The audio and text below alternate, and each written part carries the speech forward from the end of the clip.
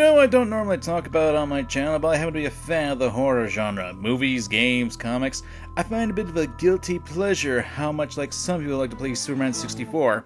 Only not as insane and masochistic. Hi, I'm Kamen, and welcome! You can imagine how excited I was when I was asked to do a movie review, part of these series of reviews by a group of people. However, when I was given this movie, my excitement turned to the feeling that I was sticking a fork in the electric socket when I watched the movie called Cruel World. And if you've never heard of this movie, lucky you! So now you get to be dragged to the insanity and poor writing. And yes, I know I'm spoiling my opinion, but let's face it, before you clicked on this video, you never heard of this train wreck of a film. This movie came out in 2005 as an independent film, and as much as I know you people are really interested in who made this and any background information on it, let's face it, I don't care. You don't care, so why are we arguing about this? The general plot, if we're looking at a concept, is actually quite intriguing. Basically, we've got a psychopath having a bunch of college-age kids sequester themselves into a mansion under the guise of participating in a reality television show, where one member of the cast gets voted off and they get killed. Now, a plot like this can work depending on the execution, since it can be a commentary on how in today's social and media landscape, we tend to enjoy watching people suffer. It's why shows like Fear Factor, Survival, and watching the Paul brothers have a morbid curiosity to them and people are drawn to it. Which is why you're watching this video right now, because I'm acting stupid. Heck, we've even had games in modern times make commentary on that, and spoilers, but Danganronpa V3 has hints of that theme spread within it as well. Now, while the concept is interesting, remember when I mentioned that the execution is what matters? Much like how a bad joke can be funny or a good joke can be bad, all comes down to the execution. And unfortunately, Cruel World kneecaps it in the first 15 minutes. But now that I probably wasted about 2 minutes of your time complaining about this, I suppose it's only fair that I explain my reasoning. Our movie opens with the prestigious, is it Jamie? Jaime? Presley? I don't know. Which, for those not living in the South, she was Joy Turner, and my name is Earl. She was also apparently Tina Armstrong in the Dead in a live-action movie. That is not a C-section scar. That's from where my prom date stabbed me. I had both my babies now. So, you've got a quality actress right off the bat. And if I could derail myself for a moment, like I haven't done that in the past, I love how the poster of this movie has her on front and center and it gives her top billing, when she's only in the first 15 minutes of the movie and one scene after this. Why? For what reason would you give a character who's going to be killed off in the first 15 minutes of the movie top billing? Are you trying to be like Psycho, which killed off the main lead in the first act of the movie? Well, too bad! You don't get to pull such a stunt, especially since there was some actual development in Psycho. Here, it doesn't work, and you wanna know why it doesn't work? It's because we see the mastermind and the one who was behind the events of the movie do the deed, which, sucks the tension right off anything that'll happen in the movie. Like, now, you can say it's a horror movie. You know what you're getting yourself into. Yeah, but that's kind of the point. Horror movies, or good horror movies, try to get their audience guessing in order to keep up the suspense. My example of Psycho, the main protagonist was killed off in the middle of the movie, and it was a move that left the audience guessing on what's going to happen next. That's the point of horror movies, making you guess what's going to happen next. That's why even horror movies that focus on a killer of sorts don't normally show the killer or their motive within the first 15 minutes of the movie. Is it possible to succeed by doing that? Yes, it comes down to execution again. But this movie doesn't do that, and I'll explain why. Alright, so back with the opening here with Jamie, apparently won the house she's in after going on a reality TV show that's a knockoff of The Bachelor, when Eddie Furlong shows up. Who? What? Don't look at me like that. Don't you know who this is? This is Sean Connor from Terminator. No, not the good one. I'm talking about the child actor who played Sean Connor in Terminator 2. Yeah, the younger version. Honestly, if this was the future where Skynet was defeated and this movie was made, I'd gladly surrender and be killed by the robot overlords. But alas, fate is not that kind to allow the robot apocalypse to save us from this train wreck of a film. So Eddie turns out to be the runner-up of the reality TV show and is feeling heartbroken, especially since Jamie and the guy who did win got to keep the mansion the show was hosted in. As you can imagine, Eddie isn't taking a liking to being humiliated on national television, having his heart broken, and of course missing out on a dream mansion. So he decides to do the most rational thing. Act creepy and eventually turn psychotic. Now, this isn't a bad motive and probably would have been a good motive if the movie actually decided to focus on this concept. However, nope. Now there are a few things I need to point out here. Once Eddie starts to go nuts and chase after Jamie, there's a scene where Eddie gets his hand stuck under the garage door of the house and Jamie decides to take a shovel and cut off his pinky. Why? Oh, not why she would do this, but rather, why would you not continue to attack the guy? And why would you drop the shovel? A weapon that is clearly useful. Heck, cut off the rest of the guy's fingers. Not only would the blood loss be enough to weaken him, you can make sure that he's crippled. I know it's a really bad thing to bring up. Well, this is what I would do in a review of a horror movie, but this isn't what I would do. This is what Jamie's character has shown already capable of doing. And even then, she makes no attempt to keep the shovel to arm herself to protect her. I understand if we didn't have stupid characters, a lot of horror movies wouldn't be a thing, but by that same token, because you already made your character stupid and make me roll my eyes so hard that it causes my head to spin, it takes me out of the movie right at the get-go. What doesn't help is this next scene. Whoops! So, the movie is trying to be clever here, which I will give partial credit for that, but unfortunately, half a point won't save this F rank of a film. You see, earlier in the opening segment, we were shown Eddie sneaking around, dressed up in the same clothes as the husband whose name I can't be bothered to remember because who cares? He's not even in the rest of the movie. And Jamie mistook Eddie for her husband, and they're trying to do that as well here. Unfortunately, what the movie doesn't take into account is that I have eyes. And a brain. If I only had a brain. And I can use those tools to follow the shoddy editing. See, Jamie already looked and could see Eddie walking towards her. And you can tell it's the same area because you can see the tiki torches around the area. And if no named husbando was that close, you would think that she'd see him coming. You can see the door leading out of the house to this area. Or better yet, did the husbando not see Eddie? The movie tried to set this up, but the fact that unless the husband immediately ran out of the house in the 4 seconds where Jamie took her eyes off Eddie, which is impossible given that we're shown that he's walking at a brisk pace, there's no way that this scenario would happen. Unless you're trying to tell me everyone has the ability to teleport, and it's topped off with this stupidity. That's gotta hurt!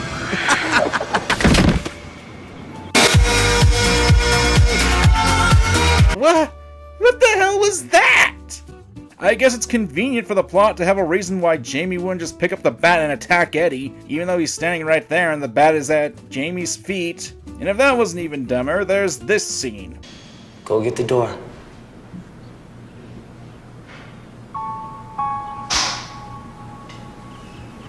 So, I want you to notice the husbando is up on the counter and taped up. Okay, let's just ignore the fact that Eddie here has an injured hand. And for those who don't know, and I suppose you wouldn't because I'm weird like that to look these things up, surprisingly enough, your pinky finger is actually really important when it comes to gripping and lifting strength. So much so, if you lost your pinky finger, that hand would lose 50% of its grip strength. Not to mention, this is a fresh wound. You're telling me that Eddie, that pudgy little psycho of a man who was not only able to drag both of these full-grown adults into the house, but also was able to lift one enough to get onto the counter and a chair to boot? Very unlikely.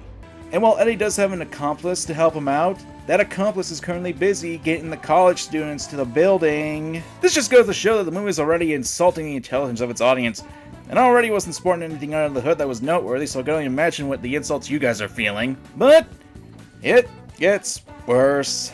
Throughout this scene where Jamie is asked to answer the door, Your alarm went off. The alarm company called but couldn't reach you. Right, I did that actually. Everything's fine. I set it off by accident and then I turned it off. Mrs. Anderson, I need to ask you something. What's your mother's maiden name? Durr. Well,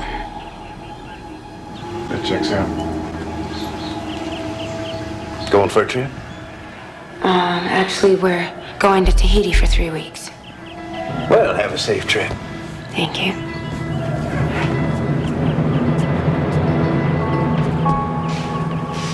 Now, I can imagine why some of you are wondering why I decided to play that clip in full. It's because if you listen closely to the background, you'll hear nothing. And I point this out because... Alright, so once again, this guy who's got an injured hand is dealing with blood loss and only had 40 seconds at best to do this, managed to drag the husbando, who's still attached to the chair, since if he wasn't, he'd be floating up on the water, and all the while, didn't make a sound. Space is warped and time is bendable. At this point, it's hard to wonder if Eddie has somehow managed to acquire the powers of the Flash, or Kamen Rider Kabuto, or just managed to get high on coke. Nope, not gonna finish that joke. I'm already going to hell for subjecting you people to this movie. I don't need the devil sharpening its pitchfork just for my butt. Point is, the movie has already broken my suspension of disbelief with how stupid and blind the characters were acting, to the point where the only thing the movie could possibly give me any joy from this film is if all the characters at this point in the movie decide to stick forks in the electrical sockets. And as you can imagine, since I already spoiled this, Jamie dies at the end of this 15-minute train wreck, and is the only thing that was noteworthy that I didn't bother to show you was that she was stripped down to her underwear for this scene. Do they look saggy? Well, money well spent, I guess. Not like the rest of the movie needed it. So, why are these 15 minutes a problem? Well, in case you forgot what I said, I know I have. After having to edit this mess, I was left seeing red and had to deal with a hospital trip to deal with the erupted arteries in my eyes. It's because it kills any suspense. Because I know that Eddie is mentally deranged and has plans to run a show, the viewer can put two and two together easily that something bad is going to happen and that he is the mastermind. By putting this information, any actual suspense going forward is killed because you know what's going to happen to the characters, since it was later in the first 15 minutes. And it's not wrong to have the audience know information that the characters don't, but there's a thing called showing too much. I know, it's a hard concept, but save all the questions to the end of the video. One of the biggest fears as humans and disembodied floating skulls is that we have the fear of the unknown. Honestly, I could have given this movie a lot more leeway if we didn't see these first 15 minutes. Why? Well, you got me. By all accounts, it doesn't make sense. Well, eventually the film tries to play it off as a bit more casual. They try to give a little bit of a mystery with how they perform some scenes, and I will showcase that later. But because of this information that we were presented, we can now pretty much ignore these possibilities. That one of the contestants is the murderer, that there's an unrelated party who's hiding around who is the murderer, and Eddie has to cover it up to make sure that the contestants don't get freaked out, or this could make for an excellent television. Going back to the whole theme that movie is trying to get. The assistant we see later, who happens to be Eddie's brother, is the real killer. It's like spoiling a murder mystery by showing who the actual killer is at the beginning of the case. Just how dumb do you think your audience is that you have to spell out who the killer and mastermind is at the beginning? Especially considering that this is a rated for adult audiences. But whatever, I could go on and on how annoying this is, but frankly I just want to move on to the mess of the intro and talk about the movie. Not that it matters, since I don't care about any of the characters in the slightest. No joke, you couldn't get more stereotypical here. You've got the handsome bad boy, the country hick, the Asian girl who knows kung fu, and no, I'm not being racist, the movie is.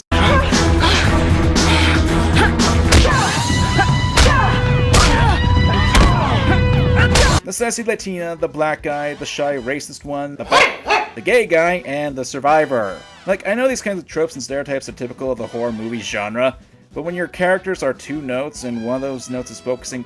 Wait a minute. The black guy's name is Techno? What the... Don't have time. Do not have time for this. As I was saying, when you have characters are basically centered around these tropes or their races... I guess, I'm the shy one. I'm the shy one. You're the Asian. I will touch you! It doesn't really give much of a ringy endorsement to like these characters. The only one that I actually liked was the country hick, since he seemed to have a sense of humility to him. And he was the only one I was actually rooting for to survive. I don't know, maybe it has to do with the fact that I was raised around barns and farms in my younger days, but regardless, there's nothing else that would allow me to latch onto these characters other than one aspect. Since it's so flat and one-dimensional, that the only thing that could actually make me learn to like them is if I watch them put forks in electrical sockets. Again, the only one who seems to be likable at all is the country boy. And let it be known that one-note characters can work. Heck, look at Dio from JoJo's Bizarre Adventure. He's pretty much one note in his portrayal, but he plays that note masterfully, and is so over the top you can't help but cheer for him to actually kill the Joestars. Here?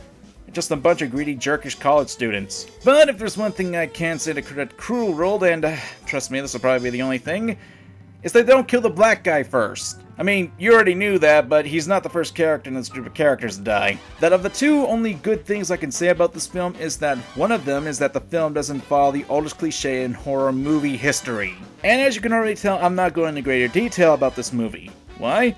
Because I already wasted 6 pages of my script and we're now getting to the main plot, which, for lack of a better word, is dumb. At this point, after taking the teens' cell phones, which sadly is the second thing I can only compliment this movie on since it gives us a reason why the idiots can't call the cops, the idiots are forced into various ridiculous challenges, showing how ridiculous we'd go in order to see entertainment, as well as giving more reason why not to like the characters. Here, take the second challenge where Eddie starts to be a bit more murderous in his intentions, where he requests Techno to push the gay guy into the pool. Mind you, the pool is 9 feet deep and they're wearing heavy ball and chain akin to prisoners do, so there's a good chance he'll drown. So, you know, something good! However, when Techno doesn't want to do it and Eddie says that the first person to push Techno in is the winner, The moment that Eddie stops talking, the gay guy pushes techno. Wow, after all that begging and pleading, way to make me like you, gay guy. You are a credit to the LGBT community.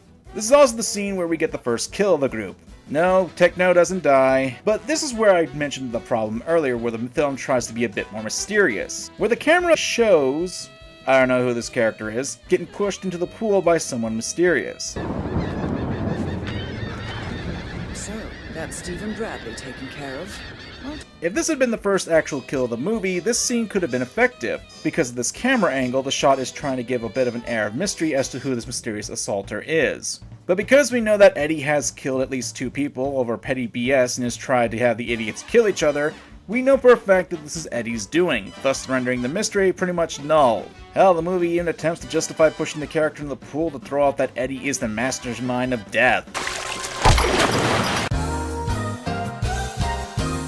So why would you kneecap this, movie? Of course, now we've started the meat grinder for these characters. I suppose that this should be said that the next character killed is the Latina, where they show the scene of her getting murdered.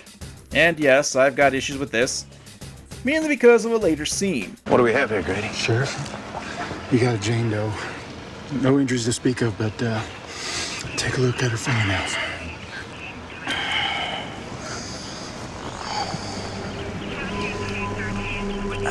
Looks like she was buried alive, trying to dig her way out. You see, this is what tips off the cops that something is wrong, but moreover, this could have been a good opportunity to give a small sense of security to the viewers. If the first 15 minutes weren't there, and we kept the scene of the dead meat woman being pushed into the pool, we could have had that being voted off as being a way to escape this murderer or give a false sense of safety. But by showing that she's going to be killed this early in the movie, the film has effectively killed off any sort of suspense it had. So the realization that someone who was voted off was killed afterwards could have been an interesting moment for the audience. But nope!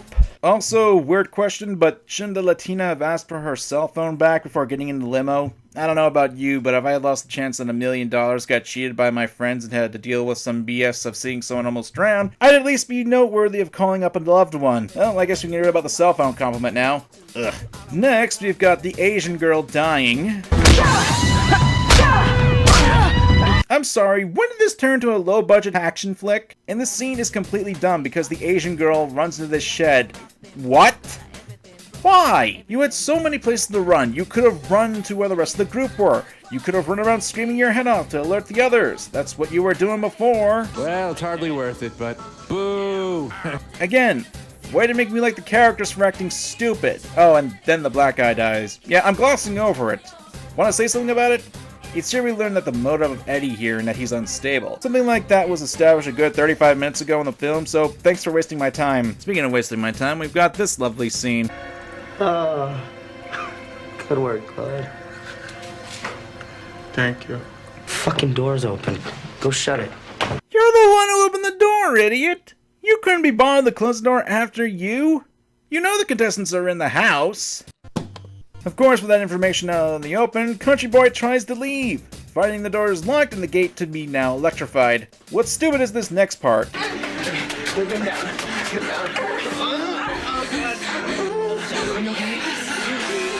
What's okay? We got her. She'll breathe.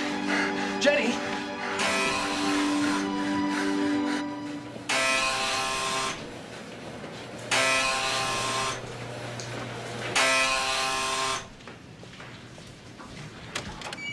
She dead! No! Get me a rag! Somebody kick me in the face in the bathroom again! Yep, Eddie kept the body! Although this raises a good question. What the hell was that noise? And why wouldn't you lock the door to that room? What if any of the contestants opened that specific door at any time? It's fucking door's open. Go shut it. Consider the movie decides to become nothing more than snock and go into the range of stupid, and that's saying something. Why? Well, let's consider this. Guess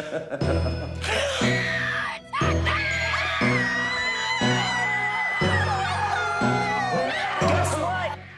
It's time for our next challenge! Yeah!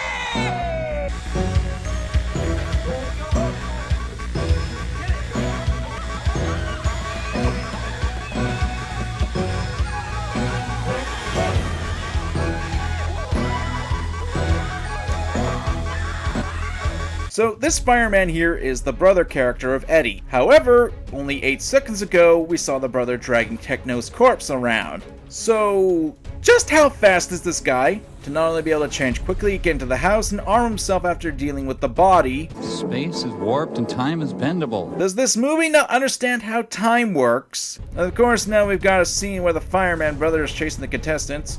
Oh look, Country Boy's previously burned hands are apparently strong enough for him to lift up a bed in an attempt to stop him. Although this is where the movie made me roll my eyes. The contestants know where the control room is, they saw it, arm yourselves, wait for either of the brothers to come out and beat them down! There were 5 of you and only 2 of them. Yeah, the possibility of them being armed is there, but it's better than, let's do nothing! Brilliant! Brilliant! Oops, time for the only character I actually like to die by the character I hate the most. Guess that whole what if we don't play thing didn't work. So thanks for making me want to hate this character more than Eddie. I'm glad you're gonna die next. Oh, I'm sorry, is that a spoiler? I guess the story's just making me... Wait, wasn't that fence electrified? We just came back to ask you if you mind if we take a look around. Actually, that'll be a problem with me because, I'm shooting this reality show and all my guests, they have to be sequestered. So if you come in, you'll ruin my show. Of course. We understand. Okay. But we're still coming back with a search warrant. I'm sorry, I couldn't help you more.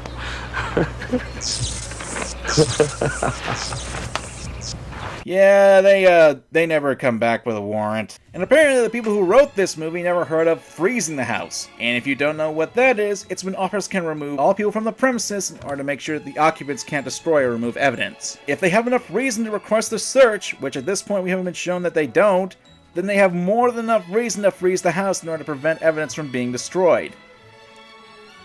If you have any of these suspicions, then why not keep a cop outside the house? And even then, there's so many other questions here that just pop up, like, why not ask for the network? And even then, the police can actually interrupt live broadcasts like this. Which is so iconic, so we've obviously got, oh my gosh, we haven't got a permit. Listen guys, we're in Pisa, we're not allowed to film here, but listen, there's a great competition. I'm gonna throw straight to end slates. And even then, the way that the movie is demonstrating, and thanks again to the first 15 minutes, the police know that Eddie doesn't own the house. Jamie does! They know this! The movie makes it like to be, oh, she's going to Tahiti! But they make no mention of Eddie being the house sitter. In fact, the other officer with the mustache says this at the beginning. No, who are they? Lover's Lane. It's a reality TV show, kind of like Joe Millionaire. Only the girl reveals she's a waitress, not a millionaire. That's the girl! She's a millionaire now, though. You watch too much television. Meaning he should know that Eddie was a contestant on that television show and that he was dumped and dumped badly by Jamie. I'm sorry, but when the movie has so many dumb ideas and contradictions, and all this could have been avoided by skipping the first 15 minutes, I have an issue with that. Especially when a movie tries to be clever but then just collapses on itself. So after the cops leave, we've got another challenge where the gay guy loses and that they leave him outside.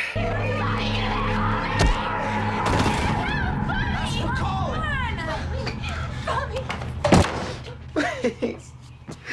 Please, let me in! Please, you're killing me! Let me in! Don't kill me! My death is on your hands! Says the guy who killed the person who showed him mercy and was willing to kill another person that was showed mercy. What the hell were you expecting? I'm glad your death is off screen. After this, we get a tense scene of one of the remaining 3 trying to escape after they find a basement. And I need to highlight the stupidity of the scene since once again, the bad guys have the powers of teleportation. See, we've got Eddie Furlong seeing the girl on camera tripping an alarm outside the premises. And then we see his brother chasing after her. Pretty quick response time, and then Eddie appears out of nowhere with a katana. Just how quick do you think this pudgy guy is? She was already off the property, and Eddie would have had to go through the house since that's where the surveillance monitors were. The movie showed this! Again, the movie is really stretching my disbelief that these characters are fast enough and strong enough to pull these stunts off. Especially this one! Wow, Eddie must have had the power to remove the spine for that cut to go through so cleanly. Seriously, that's not how that works, and the fact that it looks so fake doesn't help. Here he comes. Here he comes. Here he comes.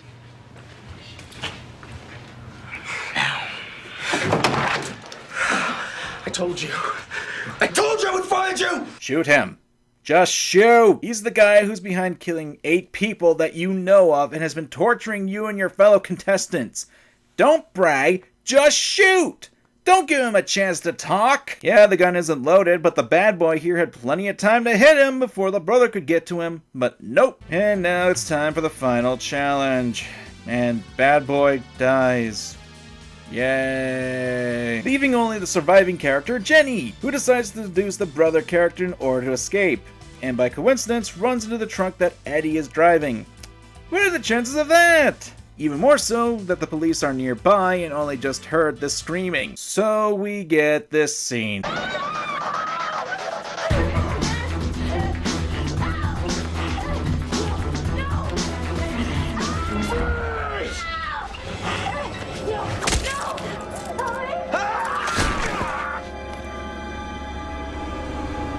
Why didn't the cop call for backup, especially when it's the same cop who was a part of the duo that said they needed a warrant? If they didn't have probable cause, now they do, and not calling backup in a situation like this is extremely dumb. Not to mention, apparently Eddie's got super strength to cut through an arm. At least the budget was well spent. We're almost done with this dumb movie, so let's just run through it. The brothers get into a fight, Jenny hides in the house, Eddie escapes with the only other police officer apparently in the world coming by.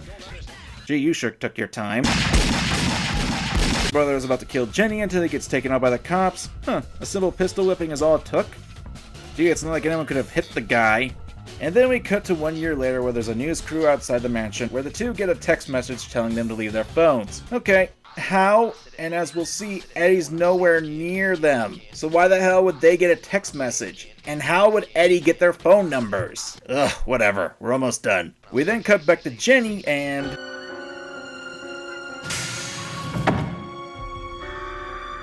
How are we doing, Jenny? Huh. I didn't know you get such a clear video on a cell phone back in 2005. Smooth, Eddie, smooth. Not like you're on a crowded gondola with people and eyewitnesses and you're an arm distance of getting your ass handed to you. And yeah, the fact that the hand doesn't have a pinky finger is trying to convey that this is Eddie. And with that, Cruel World is done. Woo boy, what can you say about a film like this? 2 words, stay away! From characters acting dumb, from not having any characters being that likable, save for 1 or 2, or even having any reason to care about these terrible characters, to the overabundance of showing too much, this movie could have been good if it was edited better and didn't spend so much time on trying to be hip or edgy. That's not even touching on the inconsistency of the characters or bending my suspension of disbelief to the point of me going, screw you! My word, these 13 pages of script writing were nothing short of dumb. I could say the movie was dull and boring, but I think the worst part is that these could have been a good movie here. It's like a good movie that's trying to get out of a bad movie, but fails because it's trying too hard to be edgy and smart but falls flat on its face. I mean, I got this movie for free from Icy Hazard for this review, but I feel like I got gypped for, I don't know, 16 bucks? I feel bad for the people who saw this in theaters 13 years ago, so again, stay away! I'm Kamen, and remember to examine your fandom.